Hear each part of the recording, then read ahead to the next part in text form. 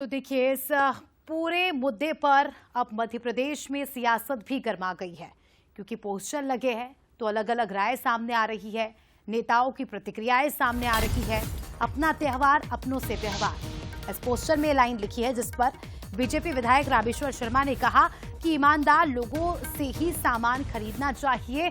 पटाखे, फुलझड़ियां, मिठाइयां अपनों से ही ले, अपनों से सामान खरीदने में कोई आपत्ति नहीं। तो वहीं पूर्व मंत्री पीसी शर्मा ने पलटवार करते हुए कहा कि संस्कृति पर चोट करना गलत है। त्योहार सांप्रदायिक सद्भाव बढ़ाने के लिए होते हैं।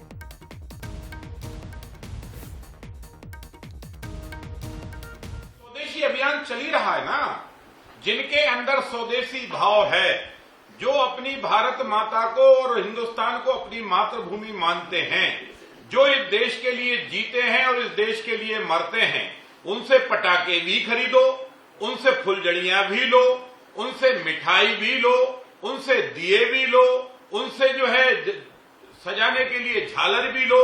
उनसे व्यवहार करना ही चाहिए, क्योंकि जो हमारे देश के लिए रहेगा हम उससे सामान खरीदेंगे।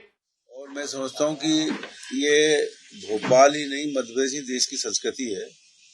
इस संस्कृति पे चोट करेंगे तो ज्यादा दिन नहीं चलेगी, क्योंकि इस तरह के सांप्रदायिक सद्भाव के उदाहरण आए, चाहे कोविड का मामला है, दूसरा मामला ये हिंदू मुस्लिम सिख ईसाई आपस में भाई भाई, ये नारा आजादी के समय महात्मा गांधी ने दिया था, पंडित नेहरू ने दिया था, बाबा साहब अम्बेडकर दिया था, भगत सिंह ने दिया था, नेताजी सुभाष चंद्र बोस ने दिया था, चंद्रशेखर आजाद ने दिया था। या तो इनके खिलाफ हैं ये लोग तो बात अलग है।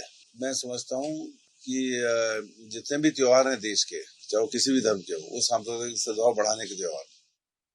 चलिए, राजनीतिक प्रतिक्रियाएं तो आपने सुन ली। कुछ मेहमान भी हमारे साथ जुड़ चुके हैं, उनसे चर्चा करेंगे इस विषय में। परिचय करा देती हूँ, जितेंद्र मिश्रा जी कांग्रेस से हमारे साथ जुड़ चुके हैं।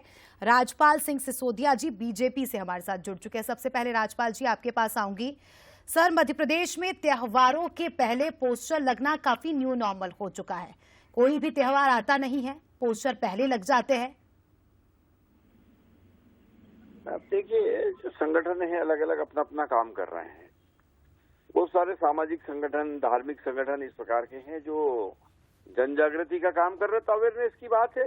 निश्चित तौर पर पूजा पाठ इत्यादि की सामग्री अगर कहीं से लेना है तो जो पूजा करता है उसी के यहाँ से लेंगे तो वो सामग्री की ज्यादा ठीक रहेगा। तो इस प्रकार के जो सनातन को मानने वाले लोग हैं वो सनातन की बात कर रहे हैं। और उन संगठनों कांग्रेस का ये कहना है सर कि सांप्रदायिक सद्भावना बिगाड़ रहे हैं यहाँ पर। कांग्रेस तो तुष्टीकरण में चश्मा पहने हुए है, तुष्टीकरण का। कांग्रेस सत्ता में रही हो चाहे संगठन में रही हो, हमेशा उनने तुष्टीकरण की बात कही है। पर भारतीय जनता पार्टी की सरकारें तुष्टीकरण के खिलाफ संतुष्टीकरण की बात कर रही है। माननीय मोदी जी के नेतृत्व में हम सबके साथ सबके विकास की बात कर रहे हैं, अर्थात देश के समाज के सभी वर्गों को उनके उन्नयन के लिए काम कर रहे हैं, सभी वर्गों को संतुष्ट कर रहे हैं। तो जहां कांग्रेस तुष्टीकरण की बात करती है, भारतीय जनता पार्टी ने इस देश के अंदर मोदी जी के नेतृत्व में संतुष्टीकरण के तहत समाज के सभी वर्गों को आगे बढ़ाने का काम किया। जितेंद्र मिश्रा जी, इस पोस्टर्स को लेकर आप क्या कुछ कहेंगे? और क्योंकि बीजेपी के नेताओं का ये बीजेपी के नेताओं का ये कहना है कि जो त्योहार मनाता है उसी से खरीदो, तो वो भी त्योहार मना ले हमारे पैसों से। देखिए, इस हिंदुस्तान की संस्कृति जो है वो इस बात की बात करती है कि सर्वजन हिताय और सबजन सुखाय की बात भारत में होनी चाहिए। भारतीय जनता पार्टी क्या करती है ये सबको मालूम है। आज मैं सिसोदिया जी या उपस्थित में पूछ रहा हूँ कि रामेश्वर शर्मा के इस बयान से भारतीय जनता पार्टी अधिकृत रूप से समर्थन करती है क्या कि किसी त्योहार में सामान किसी स्पेशल लोगों से लेना चाहिए या विशेष वर्ग के लोगों से लेना चाहिए? अगर भारतीय जनता पार्टी इसको अधिकृत तौर पर समर्थन करती है तो सिसोदिया जी से बात कर लीजिए और बता दीजिए कि ऐसा है। देखिए, रामेश्वर शर्मा की विचारधारा अलग है। रामेश्वर शर्मा की विचारधारा कोई देश को जोड़ने वाली विचारधारा नहीं है। रामेश्वर शर्मा को छपास करोगे हर त्योहार पर, हर किसी भी आयोजन पर उन्हें इस तरीके के बयान देने का आदत है। तुष्टीकरण के जो आरोप लगते हैं सर, आप क्या कुछ कहेंगे इसको लेकर? तुष्टीकरण ये कौन कर रहा है? आपके सामने तुष्टीकरण को समझ रहे हैं, तो समझ लीजिए किस तरीके की बात।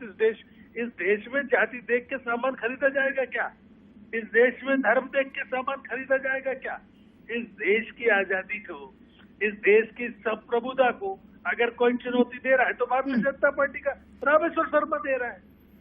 ठीक है जितेंद्र जी, राजपाल जी, मैं तो बार बार यही कहती हूँ कि ये अपनी पर्सनल चॉइस होती है। अगर आप वोकल फॉर लोकल को बढ़ावा दे रहे हैं, बहुत अच्छी बात है, लेकिन कब, किससे, कहाँ, कैसे सामान खरीदना है, ये एक व्यक्ति की खुद की राय होती है, खुद की चॉइस होती है।